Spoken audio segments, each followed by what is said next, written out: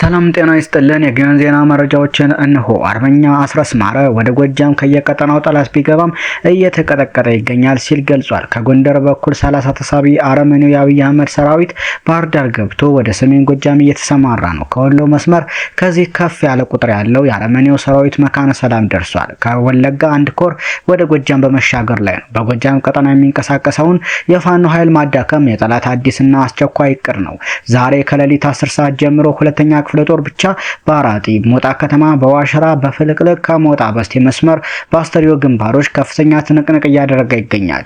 ጊዜው የዘር ወቅት መሆኑ አስልቶ ዘመቻ የከፈተው የአረመኔው አገዛዝ በእርሻ ላይ ያሉ አርሶ አደሮችን በመድፍና በሌሎች ጅምላ ጨራሽ መሳሪያዎች እየጨፈጨፈም ይገኛል። ቀጠናው ከበባውን ጨምሮ ማንኛውም ጥቃት ለመመከት ዝግጁ የሆኑት ሁሉም ክፍለ ጦሮቻችን ከኮማንዶ ክፍለ ጦር ጋር በመናበብ አረመኔውን የአብይ አህመድ አገዛዝ በራሱ ቋንቋ እያናገሩት ይገኛሉ ሲልም አክለዋል። አርበኛ ዳዊት ማሪ የአፋጎ ስትራቴጂ በበኩሉ በድርጅት የሚመራው ህዝባዊ ትግላችን የአረመኔውን ወራሪ ኃይል ይመክታል።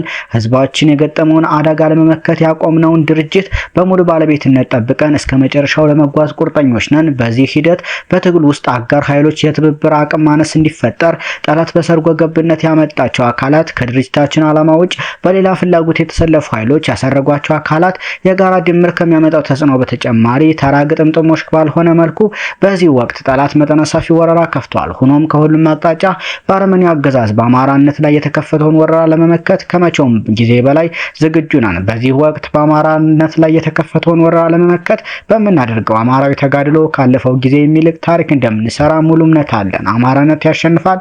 አዲስ ትውልድ፣ አዲስ አስተሳሰብ፣ አዲስ ተስፋ ሲልም ይገልጻል። ይህ በእንዲህ እንዳለ የራስ ቢትወደድ መንገሻ ቲከማ 5ኛ ክፍለ ጦር አረንዛው ዳሞት ብርጌድ በዛሬው ዕለት ከጅጋ ከተማ ተነስቶ ወደ ዘንድብ ሬሽን ይዞ በመንቀሳቀስ ላይ የሚገኘውን የአረመኔ ስርዓት አስጠባቂ የጁላ ሰራዊት በነበልባሎቹ የጅጋ ሻለቃ አባላት በዘመቻ መሪ 10 አለቃ ይታይህ በምክትል ዘመቻ መሪ አርበኛ ግርማ ጥላሁን በተመራ ልዩ ኦፕሬሽን ጠላት ዶጋመር ተደርጎ ወደ መጣበት አቅጣጫ በመንቀሳቀስ ተመልሶ ሩጧል።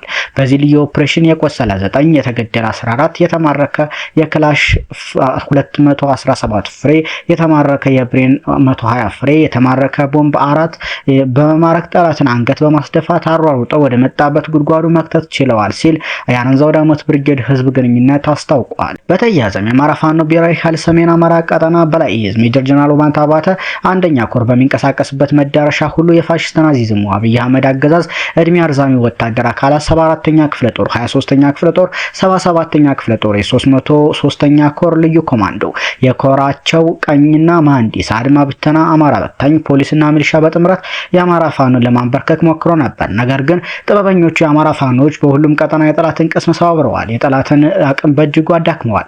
አገዛዙን በመጣበት እግሩ እንዲመለስ አድርገዋል። በዛሬው ዕለት ውጊያ የተደረገባቸውና እየተደረገባቸው ካሉ መዳረሻዎችም ፎገራ የአገዛዙ ሰራዊት በኮረታና ካለምበር በመነሳት ጉራምባ ከተማን ለመያዝ አልሞ በሌሊት ተንቀሳቅሷል። ነገር ግን መረጃ ደርሳቸው የኢንጂነር ስመኛው በቀለ ክፍለ ጦርና የአጼ ፋሲል ክፍለ ጦር የፋኖ ሰራዊት በጥምረት በሁሉም አቅጣጫ ጠላትን ከጠዋቱ 12 ሰዓት ጀምረው በሁሉም አቅጣጫ እየገረፉት ነው የሚገኙት። በዚህ ትንቅንቅ የኢንጂነር ስመኛው በቀለ ክፍለ ጦር አካል የሆኑት የክርስቲያን ታደለ ብርጌድና አሳምነው ጽጌ ብርጌድ በተመሳሳይ ግንባር ሌላኛውን የአጼ ፋሲል ክፍለ ጦር አካላት የሆኑት ቴዎድሮስ ብርጌድ፣ ሙሉየና ተንሳያ ብርጌድና አሳምነው ጽጌ ብርጌድ በጥምረት ከአባ ጉንዳ እስከ ቁስቋም፣ ከወረታ እስከ መነጎዘር፣ ከልቅም ጊዮርጊስ እስከ አባ ጉንዳ ኢየሱስ ድረስ ጠላትን እየረፈረፉት ይገኛሉ።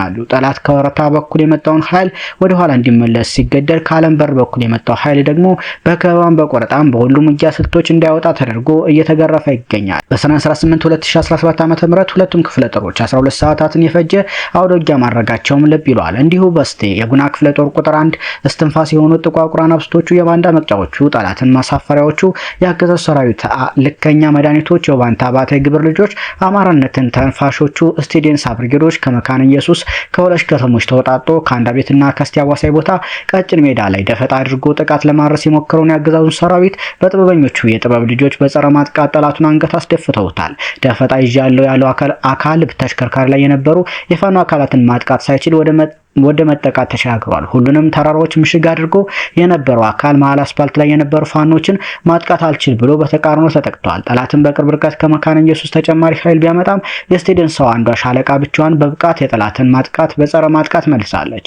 በኋላም ከአጎና እስከ አጎና፣ ከወልዋይ እስከ ጉዝጎራ፣ ከቦቅሎ ፍለጋ እስከ ጅባስራ የተዘረጉት የባየው መልካሙ ልጆች ለአንዷ ሻለቃ የኋላ ደጀንነት በብርሃን ፍጥነት ተግብረዋል። በመጨረሻም ያገዛዙ አራዊት ሰራዊት ከደፈጣ ውጊያ ወደ መደበኛ ውጊያ አድማሱን ቢያሰፋም የአማራ ፋኖን ክንድ መቋቋም ተስኖት አንድ ሲኖትራክ ቁስለኛውንና ሙት ይዞ ወደ መካነ ኢየሱስ ሊፈረጥጥ ሲችል በአንድ ቤት በኩል የመጣው ደግሞ እስከ ቀኑ 10 ሰዓት ድረስ በአማራ ፋኖ እንዳይወጣ 360 ዲግሪ በሮች ሁሉ ተጠርቅመውበታል። የሜጀር ጀነራል ሙላቱ አባተ ተወርዋሪ ክፍለ ጦርን ክንድ መቋቋም ያቃተው ያገዛዙ 23ኛ ክፍለ ጦር በ23 ሲኖትራክና ፓትሮሎች ተጭኖ በሰኔ 18 2017 ዓ.ም ሌሊት ባህር ዳር ከተማ መግባቱን አረጋግጠናል። አገዛዙ አለኝ ያለውን አቅሙን ሁሉ ተጠቅሞ ለማጥቃት የሞከራት የሙላቱ አባተ ክፍለ ጦር የሚስማር በተመታ ቁጥር እንደሚጠብቀው ሁሉ በአቅምም በመሳሪያም ጎልብታ ጠላትን አሳፍራ መልሳለች። አሁን ደግሞ 74ኛን አስወጥቶ 77ኛን ያስገባው ጀነራል ማመር ተሰማ የአማራ ልጆችን የተባበረ ክንድ ይቀምሳል። ይህችን ክፍለ ጦር ለማንበርከክ በተደጋጋሚ ራሱ ማመር ተሰማ ዋግቷል። ነገር ግን አናብስቶቹ ቢያን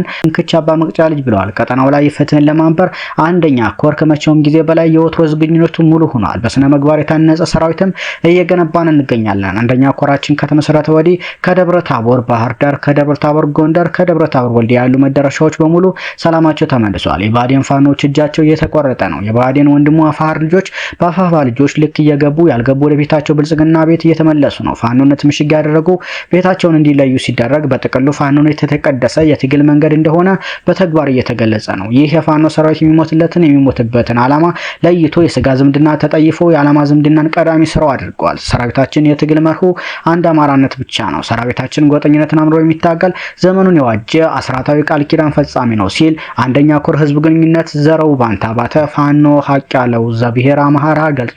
ሰሞነኛ መረጃዎች እነኝን ይመስሉ ነበር።